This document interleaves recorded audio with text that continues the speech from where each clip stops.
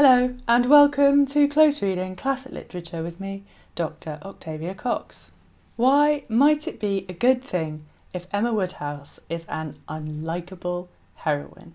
According to James Edward Austen Leigh, Jane Austen's nephew, according to him, in his Memoir of Jane Austen, dated from 1870, on commencing her novel Emma, Jane Austen announced that she was going to write an unlikable heroine. So this is the text from a memoir of Jane Austen. She was very fond of Emma, but did not reckon on her being a general favourite.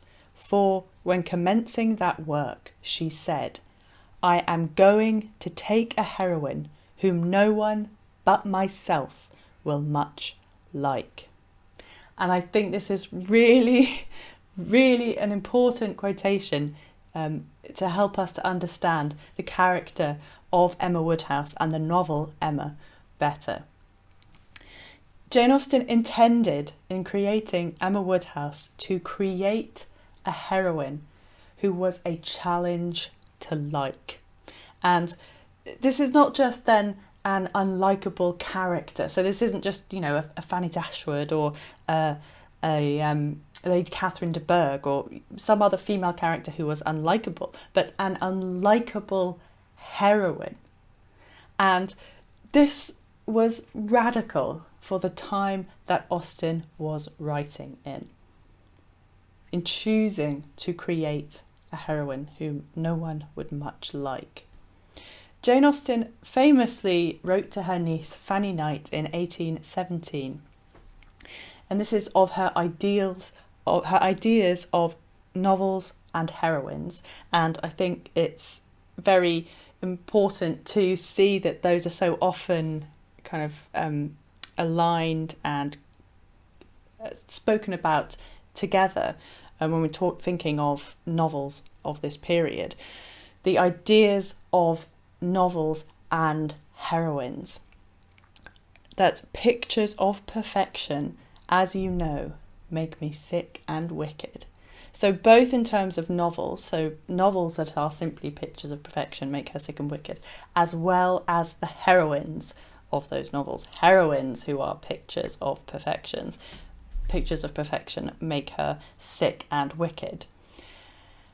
Heroines in the time that Jane Austen was writing were expected to be perfect and conform to ideals of feminine perfection. So, of course, they were supposed to be staggeringly beautiful.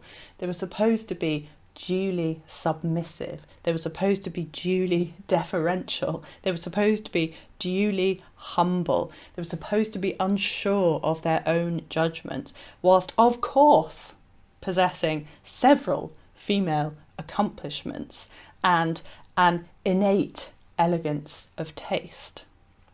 So Jane Austen jokes about this in her heavily mocking and hilarious, I do recommend it, her plan of a novel, which was written in late 1815, early 1816. Incidentally, this is the very time of the publication of Emma, which was actually published in December 1815, but is dated 1816. So this is her plan of a novel. Heroine, a faultless character herself. Perfectly good. Of course, perfectly good, with much tenderness and sentiment, and not the least wit. Very highly accomplished, understanding modern languages, and, generally speaking, everything that the most accomplished young women learn, but particularly excelling in music, her favourite pursuit, and playing equally well on the pianoforte and harp, and singing in the first style. Her person quite beautiful. Of course, she is perfectly good, and she is quite, meaning fully, totally beautiful. Dark eyes and plump cheeks. Book to open with the description of father and daughter who are to converse in long speeches, elegant language, and a tone of high, serious sentiment. So the heroine then is supposed to be, of course, a faultless character who is perfectly good. And a great kind of example of a contemporary heroine who fits this mould, who is a faultless character and who is perfectly good, is Emily St. Aubert in Anne Radcliffe's very, very, very popular novel, The Mysteries of Udolpho, which was published in 1794. And incidentally, this is the novel of the moment that Catherine Morland, in Jane Austen's novel Northanger Abbey, is incredibly taken with. So Northanger Abbey was first drafted in the 1790s when The Mysteries of Udolpho first came out, although it wasn't published until after Jane Austen died. But in that novel, Jane Austen is also playing with literary conventions. Every novel of Jane Austen's, basically, she plays with literary conventions. And here is how the perfect Emily St. Aubert is described in the opening chapter of The Mysteries of Udolpho. Adjoining the eastern side of the greenhouse, looking towards the plains of Languedoc, was a room which Emily called hers, and which contained her books, her drawings, her musical instruments, with some favourite birds and plants. Here she usually exercised herself in elegant arts, cultivated only because they were congenial to her taste, and in which native genius, assisted by the instructions of Monsieur and Madame St. Aubert, those are her parents, made her an early proficient. In person, Emily resembled her mother, having the same elegant symmetry of form, the same delicacy of features, and the same blue eyes, full of tender sweetness. But, lovely as her person was, it was the varied expression of her countenance, as conversation awakened the nicer emotions of her mind, that threw such a captivating grace around her. St. Aubert, so her father, cultivated her understanding with the most scrupulous care. He gave her a general view of the sciences and an exact acquaintance with every part of elegant literature. He taught her Latin and English, chiefly that she might understand the sublimity of their best poets. She discovered in her early years a taste for works of genius. Emily is ludicrously, almost comically angelic, faultless and perfectly good. So Jane Austen had already, by the time she came to writing and publishing Emma, she had already challenged the contemporary accepted norm that heroines should be perfect. For example, in the character of Elizabeth Bennet in Pride and Prejudice, which was published a few years before Emma in 1813. So Elizabeth Bennet is flawed and imperfect in, for example, her prejudices against Mr. Darcy particularly, but also in her misplaced pride. So, for example, in her kind of the pride she has in her powers of perception, which of course prove to have been ill-judged and ill-founded, for example, with Mr. Wickham.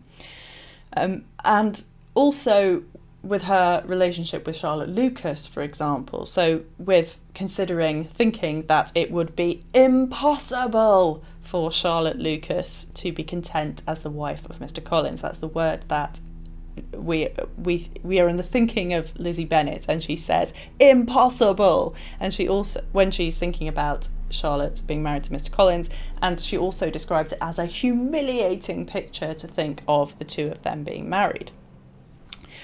But the point is that Elizabeth Bennet, yes, she is flawed, but she is still likeable. So as a heroine, generally speaking, Lizzie Bennet is very well liked. You might even say many people think of her as, one of the most loved heroines in all of English literature. So even though she is flawed, readers do sympathise with her. They're on her side, largely, I think, because her opinions appear to be reasonably justified, and because she doesn't act with any malice. She thinks she perceives things and she seems to do so with an open heart, and she accepts when she has been wrong, and she tries to change herself and her thinking and her behaviour, etc., when she is confronted with evidence that she is not perfect. So going back to the idea of kind of her opinions, her prejudices being reasonably justified, she overhears Mr. Darcy at the opening of the novel being very rude about her, for example, when he says, "She is not handsome enough to tempt me to dance," and understandably she takes against him. And in terms of Mr. Collins and him being embarrassing, he is an embarrassing husband, and Charlotte, we know as readers, finds him embarrassing. But when Lizzie goes to visit them at Hunsford, she clearly develops her understanding, her, if not quite acceptance, but her sort of understanding of Charlotte's reasons, and beginning to see Charlotte's perspective and why Charlotte acts the way she does, and how Charlotte manages Mr. Collins to make her life as content as possible. So, for example, the text reads, this is in Pride and Prejudice, "When Mr. Collins said anything of which his wife might reasonably be ashamed," which certainly was not unseldom. So we're being guided there by the narrative voice. When Mr. Collins says anything which Mrs. Collins, so Charlotte Lucas, might reasonably be ashamed. So we're told that she is reasonably ashamed of him, which certainly was not unseldom. She involuntarily turned her eye on Charlotte, this is Lizzie. Once or twice she could discern a faint blush, but in general, Charlotte wisely did not hear. So we can see that Elizabeth is beginning to understand Charlotte's behaviour and why she's doing what she's doing more than she had done earlier in the novel. So this is kind of crucial, I think, that readers sympathise with her, because we see that she is self-aware enough, she is intellectually curious enough to reflect on her own perceptions. So another crucial example, a kind of profound revelation that she has really, is that she comes to realise that her father, that Mr. Bennet, has really failed as a parent. So even while she loves him, even while she values many things about his character, his sense of humour, for example, she can still see that he has been severely lacking. So even while she might side with Mr. Bennet in terms of Mrs. Bennet's silliness, and while Lizzie Bennet doesn't appreciate Mrs. Bennet's silliness, she also can kind of take a step outside of that immediate response to the two of them and evaluate the ways that they have behaved, and kind of reflect critically on the causes of what's happened, for example, to Lydia. In the character of the heroine of Elizabeth Bennet, and in Pride and Prejudice then, Jane Austen had created an imperfect, flawed heroine, but a very likeable one. Emma Woodhouse, however, is different. Many readers find her deeply unlikable, vain, conceited, spoiled, petty, small-minded, controlling, snobby, arrogant are just some of the unlikable qualities and characteristics levelled at her. And these, of course, are far removed from the ideal feminine heroine. If it had been radical enough creating a flawed heroine in Elizabeth Bennet, Jane Austen goes much further with Emma Woodhouse. In the character of Emma Woodhouse, Jane Austen set out to make a heroine who would not be easy to like. Going back to James Edward Austen Leigh's quote, that he talks about what she was thinking when she commenced the work. So from the beginning, from the outset, she intended to create a character who no one but her would much like. Being unlikable is absolutely breaking a central quality of supposedly ideal femininity.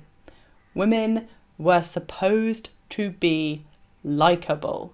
They were supposed to go out of their way to be liked by other people, to be appealing to other people. And what does this really do if you are intent on being likeable to others?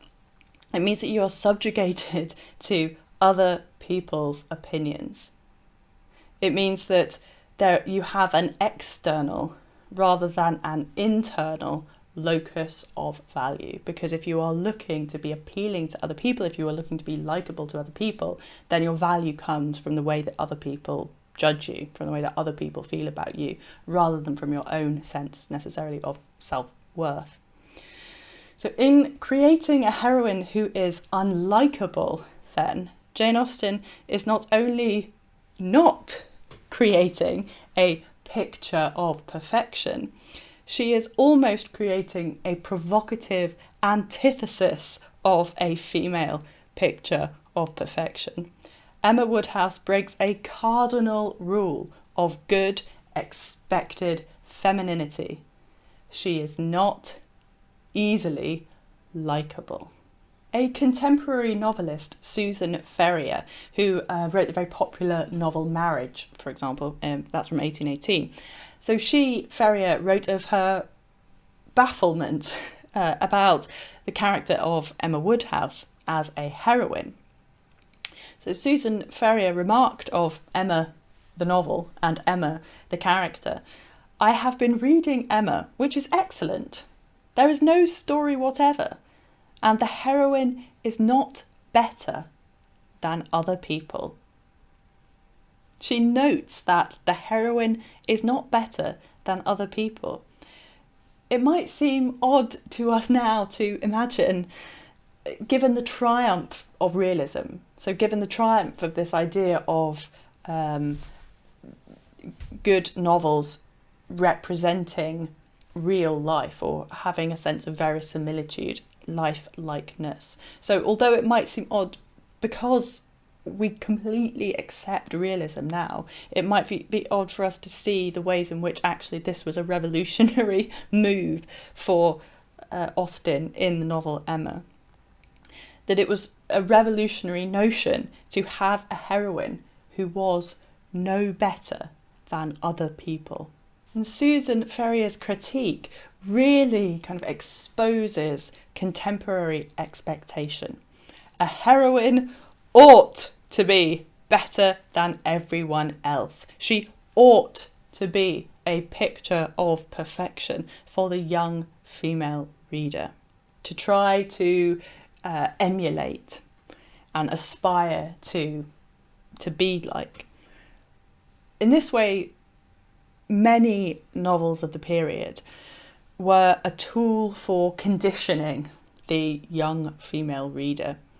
They're a kind of a means of social conditioning, you might say. But Jane Austen was tired of this constraint on what a novel, what a heroine, so what a woman was supposed to be. So in this period, many novels essentially were fictionalised conduct books. So conduct books, as the name suggests, were books which would tell you how you were supposed to behave in a certain situation. This is the best thing to do if you are confronted with this, that and the other. So novels were essentially a kind of fictionalised version of these different scenes where the heroine would show the reader how to conduct herself. Should be an exemplar, or an example, an ideal example. So in that sense, then, those kinds of novels were designed to instill and promote certain feminine perfections in readers, and actually not just in creating expectations, not just in the young female reader, but also in the young male reader too. So the conditioning then operates two ways. in the female reader, these pictures of perfection are kind of you're supposed to copy them. But for the young male reader, these pictures of perfection you are supposed to desire. So young female readers are shown what they are supposed to emulate, and young male readers are shown what they are supposed to think is attractive and likeable. In the character of Emma Woodhouse, then, Jane Austen might be said to issue a challenge to readers. Yes, Emma Woodhouse may be unlikable, although she does have some redeeming qualities too. So she cares very genuinely for her slightly difficult, shall we say, father, for example. And of course, she's not immoral or evil or malevolent or actively nefarious or anything. You know, she's not an angel, but equally she's not a monster. So we're not operating in this kind of polarity where a woman either has to be an angel or she's monstrous. No. So yes, Emma Woodhouse may be unlikable in many ways, but the challenge to readers to some extent seems to be, wouldn't you rather, as a reader, encounter a complex, difficult, nuanced character who reflects the pettinesses, the jealousies, the self-delusions of real life, rather than a picture of perfection who gets everything right all the time? Jane Austen's challenge to readers then is for them, well, I think that her challenge to readers then is for readers to reflect on their own expectations of heroines, of what women were supposed to be, and of novels and what they were supposed to promote. If it bothers you that Emma Woodhouse is unlikable, and this is of course assuming that you do find her unlikable, many people don't, and that's a video for another day, is she actually unlikable or not? But if you find her unlikable, and if it bothers you that Emma Woodhouse is unlikable, what does that say about you? Thank you very much indeed for watching. Remember, if you like what I do here on my channel where I analyse classic literature, then do subscribe. And if you have liked the video, then do please press the thumbs up button. It helps me out in YouTube's algorithm. Thank you so much to everyone who has supported my channel and continues to support my channel. I really do appreciate it. And what are your thoughts? Why do you think Jane Austen went out of her way to create a character who no one but herself would much like?